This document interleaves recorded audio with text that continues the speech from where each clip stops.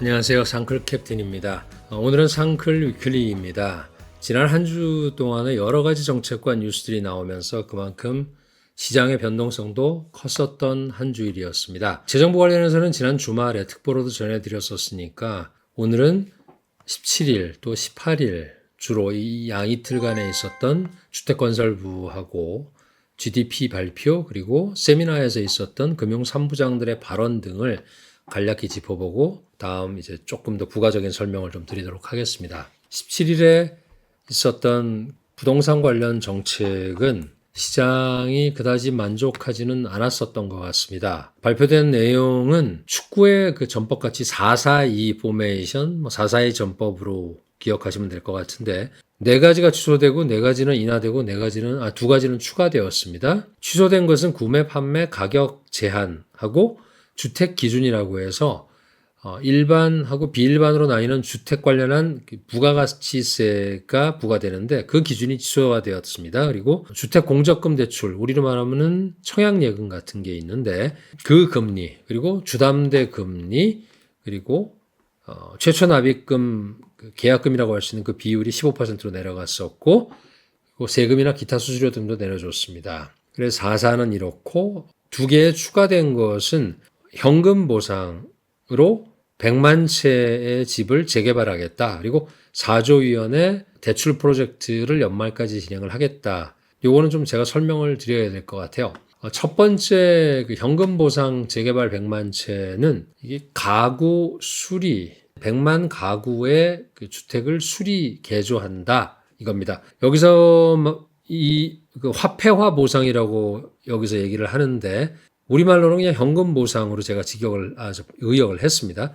도심 내의 안전 문제라든가 거주 환경이 매우 열악한 지역에 거주하고 있는 주민들의 재개발 수요도 상당하긴 하지만 시급하기도 한데 이게 이제 중국 전체적으로는 한 35개 주요 도시에 170만 채 이 정도의 도심 재개발 필요성이 있다고 하고요. 노후주택 개조가 필요한 상황인데 이번에 100만 가구는 그중에서도 즉시 현금 보상하고 주민들이 개인의 의사에 따라서 적절한 새 집으로 즉시 옮기는, 즉 중간에 어디 임시거처가 있다든가 이런 게 아니라 새 집으로 바로 이주하게 하는 방안이라서 기존의 재고주택 소진에 상당한 도움이 될 것이다. 이런 이제 정책적인 해석이 있는데 이거의 핵심은 결국은 현금 지급을 통해서 총수요를 자극하는 것입니다.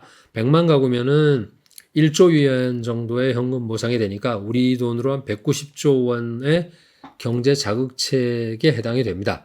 지금 현재 상품 그 주택 재고 면적이 한 7억 그 스퀘어미터 정도 되니까 평균 100평방미터짜리 집이 한 700만 개 정도가 지어지는 겁니다. 근데 그 중에서 이제 100만 가구를 지원을 하는 것이고 향후에 또 100만 가구 정도 지원을 할 수도 있다는 얘기도 있었는데 이거는 사실 여기서 보시는 2015년에 과거에 있었던 그 정도의 그 도심 슬럼가 재개발, 그 당시 PSL이라고 했었죠. 그 규모랑 비교할 때는 이게 그 당시에 400만 채, 600만 채, 620만 채 이 정도지 않습니까? 여기 있는 원타워라는 게 이제 집이기 때문에 한 채이기 때문에 5, 6년을 그렇게 하다가 이 부작용 때문에 2020년 이후에는 거의 안 했는데 그냥 100만 채 딱 들으면은 그럭저럭 괜찮은 정책 같지만 첫 번째는 이제 예전에 나왔던 정책들에 조금 이 오버랩이 됐고 두 번째는 역사 속에서 이렇게 큰 규모로 했었던 것과 비교를 하게 되면 비교가 되죠. 그래서 상대적으로 작아 보이는 그런 효과가 이번에 시장의 어떤 기대 또는 예측의 실망감을 좀 가져온 것 같습니다. 근데 제 생각에는 이 당시에 이렇게 막 무지막지하게 밀어붙였기 때문에 그 후유증이 지금까지 이어지고 있는 거고요. 이거는 마치 성장 호르몬 주사 맞은 그런 육개라 그러죠. 그 닭처럼 인위적인 성장 때문에 부작용이 상당합니다. 지금까지도 중국 전체 경제에 엄청난 부담을 주고 있는 것이기 때문에 대규모로 하는 것도 사실 좀 문제가 될 수 있을 것 같아요. 물론 지금은 그 정도는 필요하겠지만. 그리고 두 번째가 4조 위원의 대출, 이게 연말까지 대출을 해주겠다고 해서 화이트리스트를 만들어가지고 뿌려주겠다는 건데 역시 그 정도 금액으로는 부족하지 않느냐 이런 반응입니다. 그래서 아마 17일에 주택건설부하고 열심히 이제 공동 기자회견을 냈는데 시장에서는 좀 뜨뜻미지근하게 받아들이고 있는 것 같고요.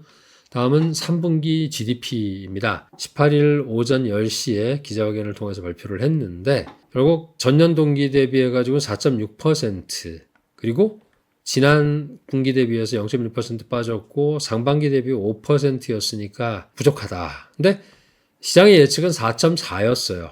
그래서 그거보단 좀 높게 나왔다. 이게 이제 좀 하나의 좋은 소식이라 그럴까요? 근데 여전히 걱정들이 많습니다. 9월에 사실 긍정적인 정책들이 좀 많이 나오면서 이것들이 수치에도 영향을 주고 바닥을 찍고 회복을 하지 않겠느냐 이런 기대가 지금도 있긴 합니다. 그래서 통계국에서도 3분기까지 경제 운영 현황이라든가 또 추가 정책 시행 과정 또 고려할 때 회복에 유리한 조건들이 늘어나고 있어서 5% 달성에 그냥 신뢰가 좀 어느 정도 커지고 있다. 이런 부연 설명을 했습니다. 9월 달에 제조업의 생산 증가율이 반등을 해서 5.4%가 됐는데 이것은 이제 내성적인 성장 능력이 일부 개선되고 있다. 이런 해석도 했고요. 서비스업도 5.1% 증가 전년 동기 대비로 해서 8월보다는 0.5% 오르고 전기 대비 전년 동기 대비해 가지고 늘었기 때문에 이것도 이제 긍정적으로 해석을 하는 분위기입니다. 그리고 소비 쪽도 전년 대비해서 9월 달에 3.2% 상승을 했고 그리고 이구 한신 정책의 결과이기 때문에 자동차도 그렇고 가전도 그렇고요. 그래서 앞으로도 이제 꾸준히 정책이 시행이 될 것이기 때문에 향후에도 이런 오른쪽으로 올라가는 그런 기대를 하는 것 같습니다. 그런 반면에 이제 여기는 없지만 부동산 투자 폭도 그 감소폭이 좀 줄어들어서 선행 지표들인 판매 면적이라든가 또 판매 금액 이런 것들이 소폭 개선이 되긴 했지만 여전히 두 자릿수 하락을 기록하는 중입니다. 하지만 10월 달에는 좀 개선된 판매 데이터를 볼 수 있지 않겠느냐는 기대가 있기도 합니다. 반면에 수출은 9월 달에 2.4% 정도의 성장률을 기록을 했는데 이게 5월 이후에 가장 낮아서 이유에 대해서 여러 가지 해석을 하죠. 날씨가 안 좋았다든가 아니면 유럽의 경기가 안 좋아서든가 어쨌건 지금 수출은 꺾이고 있는 것은 사실인 것 같습니다. 그래서 전체적으로는 9월 달 이후에 실질 GDP하고 명목 GDP 성장률 전부 다 개선이 되고 있는 것 같고 그래서 3분기가 이번 성장 둔화의 어떤 저점일 가능성에 대해서 얘기를 하면서 5% 성장도 할 수 있지 않겠냐 하지만 4분기에 5.3% 이상 성장을 해야 5% 성장을 달성하는 것이기 때문에 만만치 않습니다. 그래서 이런 분위기들을 전체적으로 정책과 데이터들이 다 나오면서 지난주 시장은 막판에는 좀 올랐지만 주중에는 상당히 좀 이게 진동을 겪은 그런 상황이었고요. 막판에 거래량이 2조 1천억으로 그 전날 대비해서 한 6천억 RMB 정도가 늘어났는데 이유 중에서 가장 큰 것은 18일에 금융가, 우리로 말하면 여의도 같은 데서 했던 금융 포럼에서 금융 3부 수장들이 또 출동을 해서 그동안에 시장에서 확인을 원하고 있었던 정책의 후속 작업들에 대해서 발언을 했습니다. 그것이 영향을 주면서 5,000주 이상, 5,000개 이상의 주식이 상승하는 그런 당일 거래의 좀 모양을 보였고요. 그 대표적인 것들이 이제 여기 복잡하게 나와 있습니다만은 3,000억의 재대출 그리고 SFISF라고 하는 그 스왑 퍼실러티가 구체적으로 진행이 되고 있다.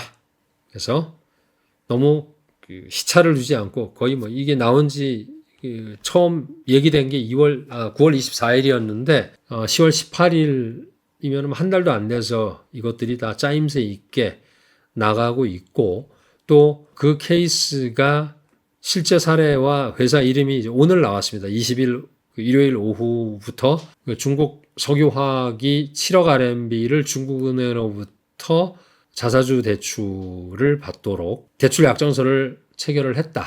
이런 얘기였고 또 관련해서 23개 회사가 110억 RMB 정도를 여러 은행, 21개 은행에다 다 신청을 해서 지금 진행이 되고 있다. 이런 뉴스가 오늘 오후에도 나왔습니다. 이 두 가지가 사실 혁신적인 그런 정책이었는데 이게 준비가 안 된 게 아니고 계속 준비를 했었고 또 이미 실행이 되고 있다는 그런 정책에 대한 믿음을 시장이 좀 준 것 같습니다. 또 하나가 금융총국장이 나와서 금융관리감독총국장이 나와서 했던 얘기 중에서 보험사 중에서 조건이 맞는 데는 증권투자기금을 설립을 해서 주식시장에 투자하는 것을 격려한다 이런 발언을 했는데 그 사례도 중국생명하고 신화생명이 사전에 500억 RMB 정도를 가지고 만들었던 회사가 있기 때문에 사례도 있어서 아마도 시장에서는 조금 더 빨리 이해하고 그런 정책의 행간을 읽어냈기 때문에 오후에 반등이 굉장히 크게 됐었던 것 같습니다. 몇 암인데 요 돈들은 전부 별도로 에스크로우 어카운트에서 별도로 전용 계좌에서 관리를 하기 때문에 돈을 가져가서 주주나 아니면 회사가 딴 데 쓸 수 없도록 은행에서 원천부터 집행까지 다 관리를 하는 걸로 제가 오늘 뉴스에서 봤고요. 그런 것들을 이런 분위기에서 딴 데 쓸 것 같지는 않아요. 근데 이런 정책들이 계속 이렇게 촘촘하게 나오는 걸 보면 단순하게 과거처럼 있어서 만들고 내는 것이 아니라 이 정책의 효과를 극대화하는 그런 밑그림도 그린 것 같고 주무부처 책임자들과 소통하는 시장의 전문가가 있든가 아니면 시장 전문가가 아예 정책 속으로 들어가서 지금 이런 것들을 갖다가 어느 정도 계획을 짜고 이런 일정을 조율하고 이런 부분에서 역할을 하고 있지 않나 이런 생각이 들 정도로 정책이 효과를 발휘하고 있는 것 같습니다. 여담이었고요.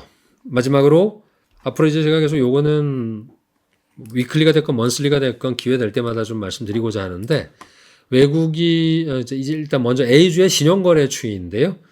10월 17일까지 지난주 말까지 해서 나왔던 건데 이걸 그 전에 있었던 신용거래 규모랑 비교를 해보면 지금은 그냥 최근에 한 3, 4년 정도, 4년이네요. 4년간 평균 정도에 머물고 있습니다. 그래서 결국 신용거래 때문에 과열이 됐거나 이런 모습은 보이지 않는다고 지난 시간에도 말씀을 드렸었고요. 다음은 외국인 투자 규모입니다. 일별로 봤을 때, 주별로 봤을 때 조금 다른 모양인데 일별로 봤을 때 9월 24일 이후에 쫙 올라와서 좀 들어오는 거니까 이건 빠진 게 아니라 들어오는 걸 기준으로 해서 조금 덜 들어오다가 다시 또 확 들어왔죠. 18일 날.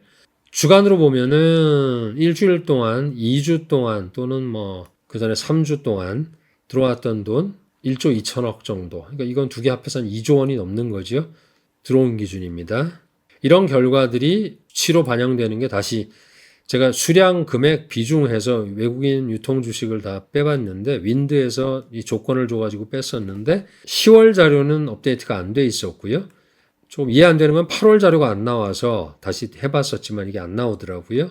또 어쨌건 7월하고 9월 말 자료를 비교를 해보면 금액 기준으로 1조 9,980억하고 2조 4,055억. 그러니까 2조 RMB하고 2조 4천억 RMB. 한 4천억 RMB 차이가 나니까 한국 돈으로 한 75조 정도가 7월보다 더 들어와 있다. 8월에 더 들어왔었는지 모르겠지만 어쨌건 두 달 상간에 80조 가까운 돈이 중국으로 들어왔다.